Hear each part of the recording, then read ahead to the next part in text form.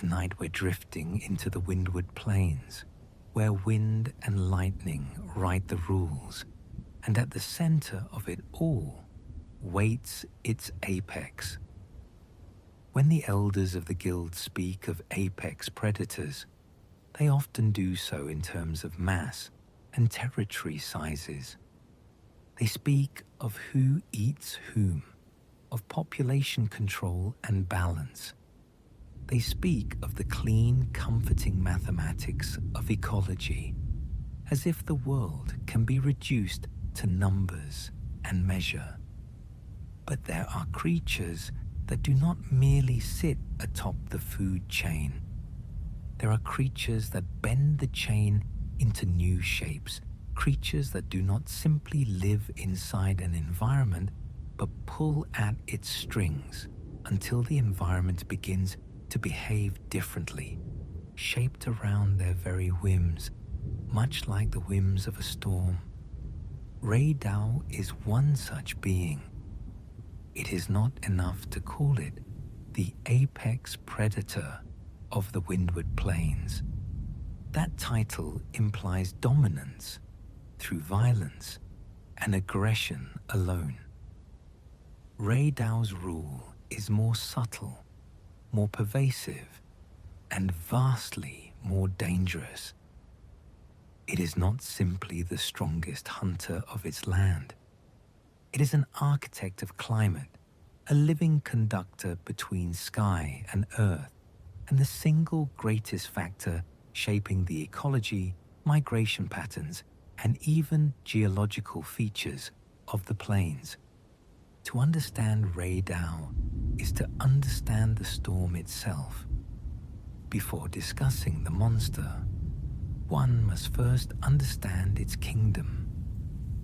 The windward plains are an open expanse of sand, stone, and wind-scoured grassland, defined not by stillness, but by motion. The land is forever being rearranged. Dunes migrate.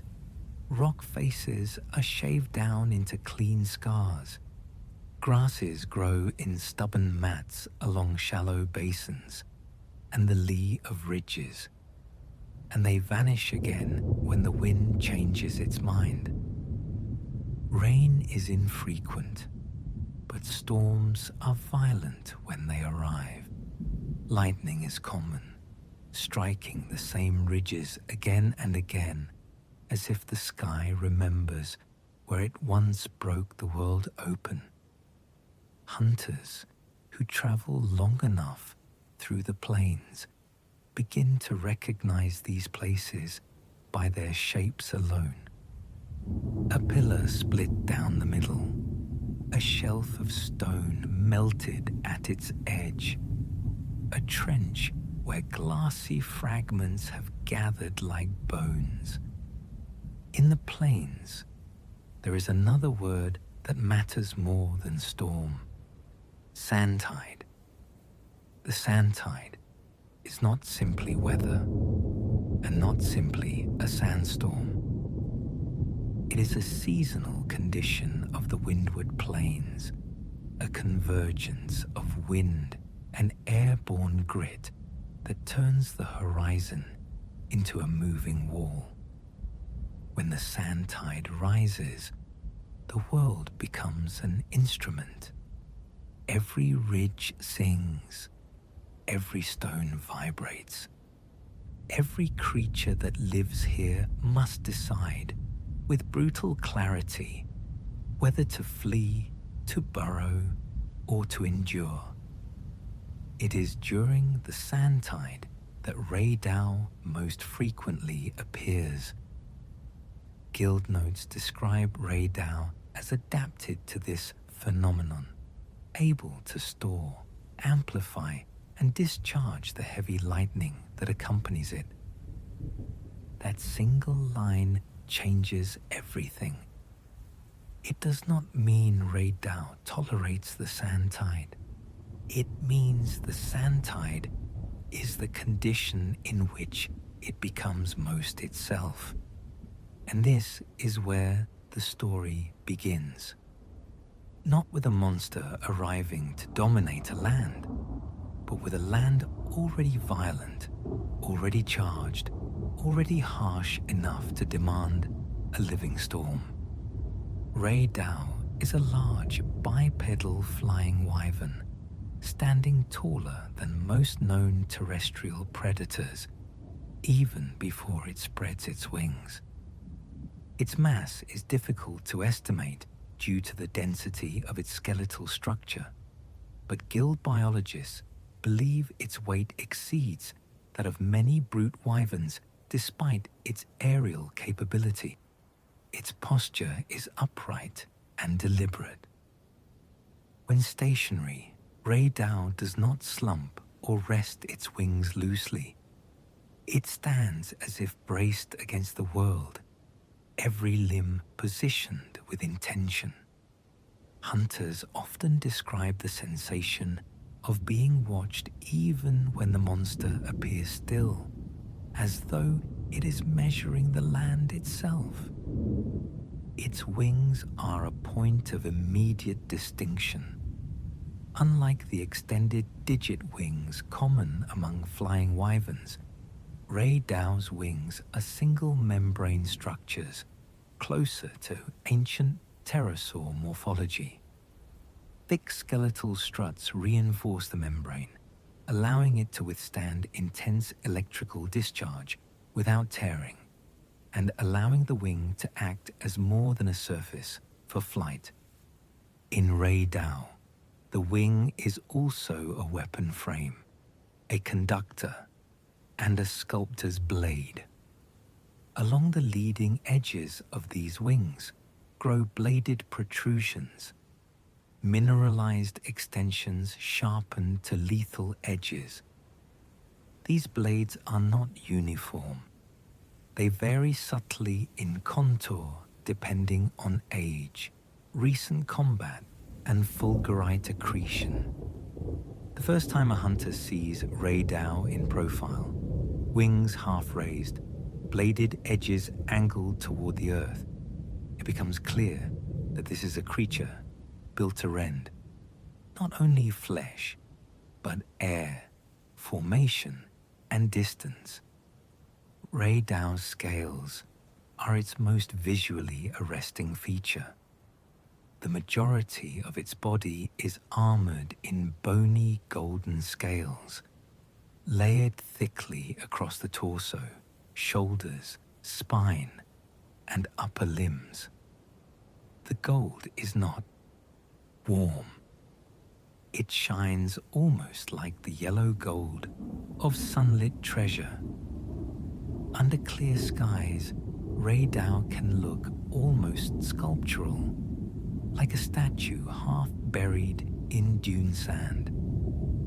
These scales are not merely decorative, however. Their structure suggests a dual purpose: physical protection and electrical conduction. Guild descriptions repeatedly frame Rey Dau as a monster capable of storing and amplifying lightning. If that is true, its body must be designed to move charge safely, not as a chaotic surge, but as a managed flow. In contrast, the underbelly, joints, wing membranes, and flexible regions are covered in smaller black scales. These darker scales appear purpose-built for insulation and grounding, absorbing heat and reducing destructive buildup in areas where flexibility would otherwise create weak points. The color difference is not cosmetic. It is a map of energy flow. It also provides camouflage.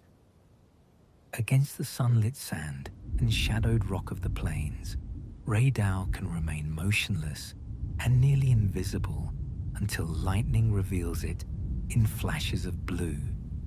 And because Rey Dau often arrives with storms, it is most visible precisely when visibility is worst, when the world is a blur of grit and dark cloud, when perception becomes unreliable. A monster that thrives in uncertainty does not need to hide. It only needs you to look in the wrong place. Rey Dau's head is compact, serpentine, and predatory. Its facial structure has been compared by hunters to that of other catastrophic wyverns known for brute force. Yet its expression is colder, more distant. Where many apex monsters radiate hunger, Rey Dau radiates intent, fury. Its jaws contain 2 rows of teeth, designed not for prolonged chewing, but for anchoring prey during high-impact kills. Flanking the jaw are mandible-like protrusions, bony stabilizers that help control head motion during violent maneuvering and discharge events. Along the neck lie 2 narrow slits. When Rey Dau begins to channel electricity, these slits open, revealing glowing blue fin-like organs. These structures pulse rhythmically, regulating internal charge and venting excess energy. Hunters report a low, vibrating hum when these fins are exposed, felt in the chest rather than heard. But the defining feature is the horns. Set wide on either side of the skull, Rey Dau's horns are massive, ridged, and threaded with conductive channels. At rest, they remain spread, acting as lightning attractors, a crown designed to invite the sky's fury into a body that can survive it. During combat, the horns fold inward, aligning with terrifying precision. Guild and field descriptions consistently emphasize Rey Dau's ability to channel and fire massive lightning blasts from its horns. Whether one calls it a beam, a blast, or a rail-like discharge, the core truth remains. Rey Dau does not merely endure lightning, it aims it. This is not random lightning. Rey Dau is capable of delivering devastating blasts with an almost marksman-like precision. One of Rey Dau's most profound ecological impacts lies in its creation of Fulgarite. When lightning strikes sand at sufficient intensity, it melts and crystallizes into glassy formations. Rey Dau exploits this phenomenon deliberately. After discharging lightning, sand clinging to its wings crystallizes instantly, forming razor-sharp Fulgarite blades along its wing edges and dorsal spikes, enhancing its attacks. This is a remarkable adaptation, not only because it generates a weapon, but because it uses the environment as ammunition. Sand is everywhere in the plains. It is unavoidable. In most creatures, sand is irritation. In Rey Dau, sand is armor and sword simultaneously. The Fulgarite itself is razor sharp, much like the blades of shaped obsidian. At least loud in the way that matters in wild places, not by volume, but by meaning. In game data descriptions reproduced in guild style, the Fulgarite against Rey Dau's carapace emits a sound that puts every monster in the region on guard. That is an ecological event. Predators do not only fear bigger predators. Prey do not only fear teeth. The plains learn to fear signals, and Rey Dau carries a signal on its body like a bell made of glass and lightning. When Rey Dau flies with fulgurite-coated wings, the chime of crystal against scale becomes a warning that ripples outward through the food web. Herds shift, smaller wyverns retreat, scavengers lower their profiles and wait for the storm to end. Rey Dau does not need to roar to announce itself. It moves and the land listens.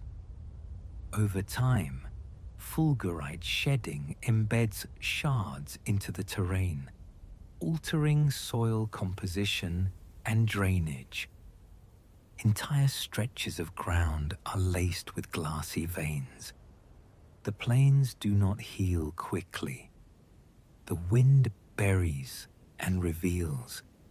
The sand shifts, but the glass remains. Certain plant species adapt to grow among fulgurite fragments using the altered soil, while others are driven out. Rey Dau does not merely fight in its environment, it rebuilds it.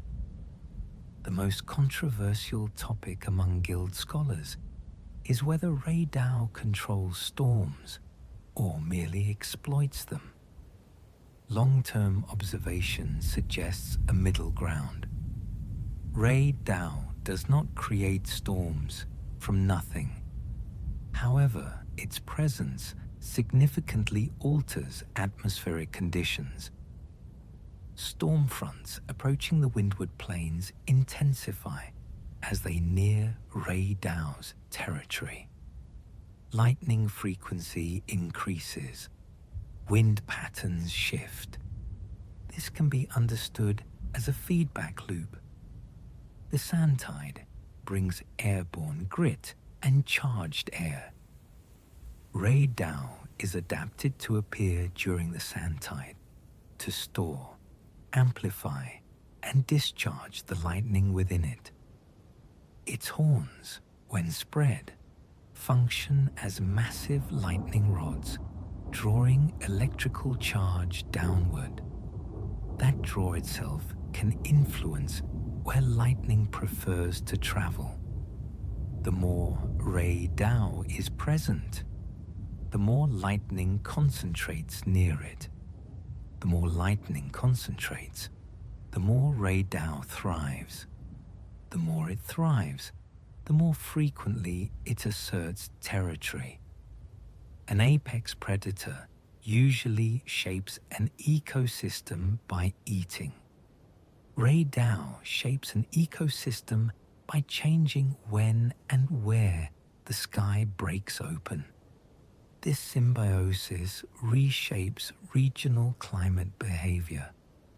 Areas under Rey Dau's strongest influence experience more frequent thunder activity, while surrounding regions can become comparatively quieter, a strange pattern where the storm seems to choose a single throne. In effect, Rey Dau acts as a mobile climate engine, concentrating atmospheric energy around itself. And when it is absent, the plains do not feel calm. They feel as though something vast has stepped out of the room, and the air has not yet decided what to do with itself. Rey Dau nests near Wind's Gasp, a landmark repeatedly associated with its hunts and story encounters. Wind's Gasp is not simply a nest site. It is a convergence point, a place where wind and topography form a natural funnel. Thermal updrafts allow Rey Dau to take flight with minimal effort, conserving energy. The geometry of the land also encourages lightning strikes, especially under sand-tide conditions. Its nests are shallow depressions reinforced with stone, vitrified sand, and fulgurite fragments. These structures are not built for comfort. They are defensive installations. The perimeter is often seeded with sharp, glassy debris, and the ground itself may be hardened by repeated heat events. Approaching Wind's Gasp without Rey Dau's presence is dangerous enough. Approaching it while the monster is nesting is often fatal, not because Rey Dau must chase you, but because the land itself becomes hostile, slick with glass, and prone to sudden discharge. During nesting periods, storms intensify dramatically. Lightning strikes become erratic and frequent, deterring rivals and intruders alike. Whether Rey Dau actively amplifies storms during this time or merely intensifies its activity in response to them remains debated, but the pattern is consistent. The closer one gets to the nest, the more the air begins to feel charged, tense, as if the atmosphere is preparing to be weaponized. Most apex monsters defend territory. Rey Dau enforces it. Guild descriptions characterize Rey Dau as highly territorial and likely to attack intruders on sight. This is not a predator that warns you off and returns to its routine. It is a predator that treats your presence as a disruption of order. There is a reason for this beyond temperament. Rey Dau's ecology depends on control. Its use of lightning is most effective when it can predict movement. Its Fulgarite formation depends on sand density and air charge. Its advantage is not simply strength, but the ability to turn an entire weather system into a hunting tool. Intruders represent variables. A grazing herd is predictable. A known rival predator has patterns. A hunter is chaos. Hunters carry metal. Hunters bring explosives.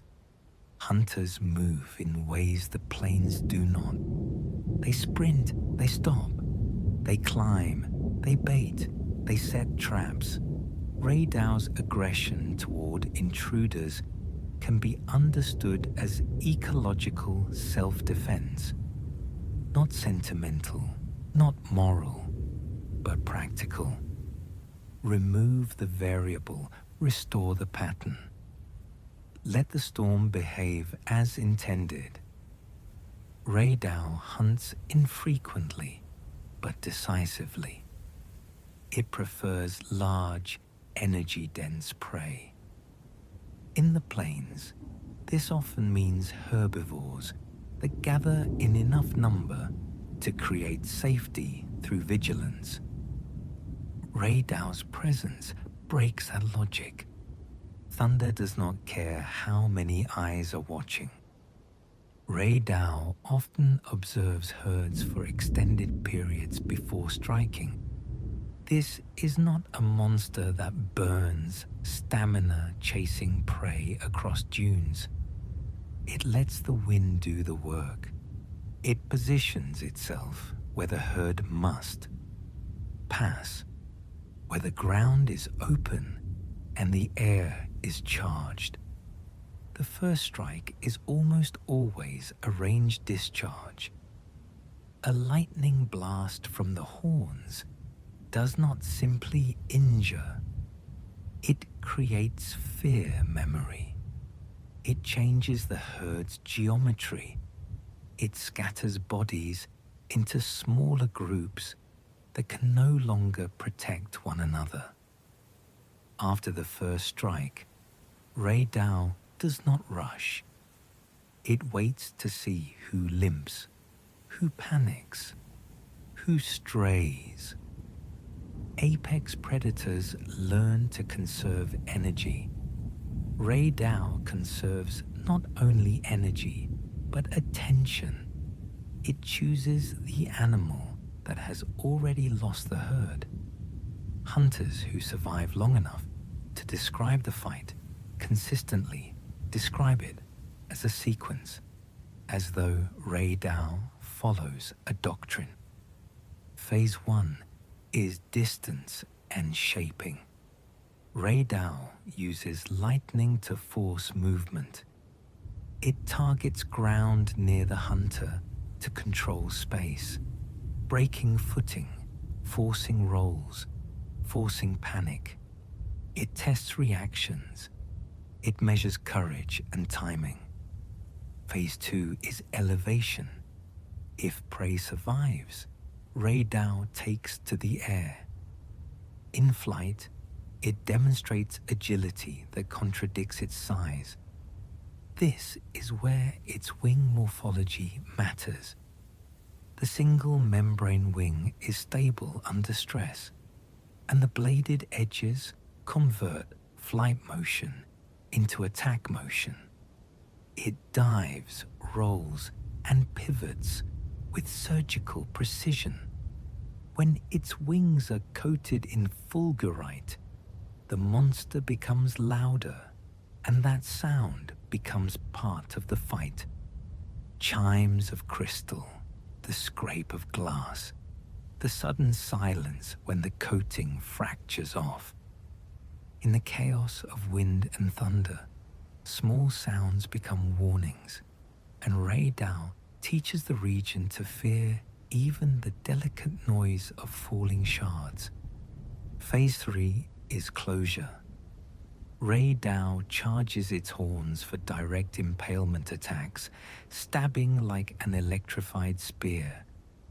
This has been repeatedly described in field summaries of its behavior and abilities.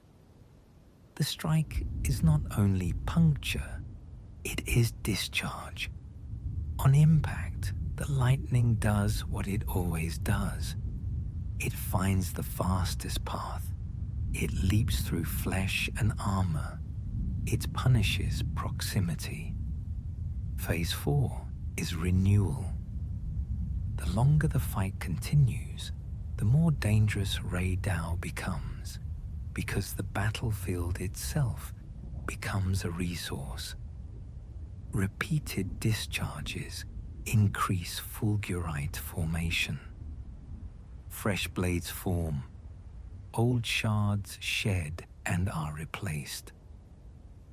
Rey Dau is not slowly running out of ammunition. It is harvesting the environment in real time.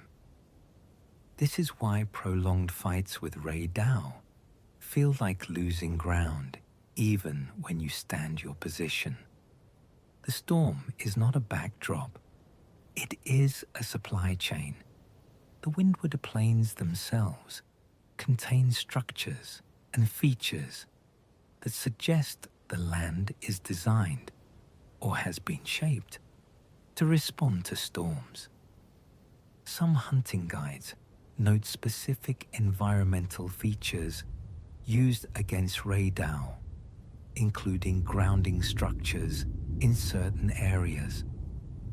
From an ecological storytelling perspective, this implies a broader truth. If Rey Dau has ruled these plains long enough, the land and its inhabitants adapt not only biologically, but behaviorally. Creatures learn to avoid open flats during sand-tide peaks. They learn to seek stone hollows that reduce exposure. Some migrate earlier than usual. Some remain in sheltered basins until the season passes. Even hunters, newcomers to the ecology, learn quickly. They bring insulation. They reduce thunder vulnerability. They change their habits. In a functioning ecosystem, adaptation runs both ways. Predator shapes prey. Prey shapes predator. The land itself, over time, becomes an archive of that conversation, and the windward plains speak back in Fulgarite scars. Rey Dau's presence defines the ecosystem. Herbivore migration patterns avoid storm-heavy regions, concentrating grazing elsewhere. This has secondary effects. Where herds avoid, grasses grow thicker. Where herds concentrate, soil erodes faster. Water sources are stressed. Smaller predators congregate on the edges, not brave enough to challenge Rey Dau's territory, but eager to take advantage of the displaced movement of prey. Scavengers benefit. Lightning kills do not always mean immediate consumption. Sometimes a discharge kills multiple animals at once. Rey Dau may select only one, leaving remains that attract carrion feeders. Those carrion feeders, in turn, draw smaller predators. The boundary of Rey Dau's territory becomes an ecological ring of opportunists living off the margins of thunder. Then there is the Fulgarite sound effect. If the region becomes on guard when Rey Dau's Fulgarite coating chimes against its body, then Rey Dau's very movement becomes a behavioral trigger for every other monster nearby. That is not simply fear. It is a nervous system. In such systems, prey does not wait to see the predator. It reacts to precursors. The wind shifts. The air smells of ozone. The chime begins. An entire area tightens, becomes still, becomes careful. This changes. Hunting success rates for other predators. Smaller wyverns may lose opportunities because prey is already alert. Conversely, some predators may evolve to exploit this, hunting panicked animals that flee away from Rey Dau's core zone. Rey Dau therefore indirectly shapes the feeding patterns of creatures it never touches. Plant life also adapts. Some species may develop thicker outer husks to withstand sand abrasion and incidental shock. Others colonize fulgurite-rich soils, where glass fragments alter drainage and reduce competition from less tolerant plants. Over time, the plains vegetation can become patchier, more specialized, with ecological microregions defined by the history of Rey Dau's storms. Even geology changes. Layers of vitrified sand alter erosion patterns, creating ridges and channels unknown in similar environments without such repeated high heat events. Remove Rey Dau, and the plains would not return to a prior state. They would collapse into imbalance because when an apex predator is also a weather engine, the land's equilibrium becomes dependent on its presence. Among nomads and long-roaming hunters of the plains, Rey Dau is not spoken of as a monster, but as a judge. Storms are said to follow those who disrespect the land. Lightning that strikes without warning is blamed on Rey Dau's gaze. Wind's gasp is described not as a location, but as a throat of the world, the place where the plains inhale and the storm learns its name. These stories are not scientific, but they are not meaningless. In monster ecologies, folklore often encodes real behavior If the people of the plains speak of Rey Dau as a judge, it may be because Rey Dau enforces boundaries with such consistency that it appears moral. Trespass is punished. Carelessness is punished. Metal carried openly in storms is punished most of all. Hunters who survive encounters often report the same sensation, not fear, but insignificance, as if they were never the true target, because perhaps they were not. Perhaps the true target was always the disruption, the storm correcting itself. Rey Dau is not an aberration, it is a culmination. Official style descriptions frame it as the flying wyvern reigns supreme over the Windward Plains ecosystem, adapted to the sand tide and able to store and discharge its lightning. That framing matters. It positions Rey Dau not as an intruder, but as a keystone organism, terrifying, yes, but integrated. It represents the extreme end of Monster Hunter's ecological philosophy. The world produces exactly the predators it requires to maintain balance, no matter how frightening they may be. To hunt Rey Dau is to challenge the storm itself, and storms do not lose. They merely pass on.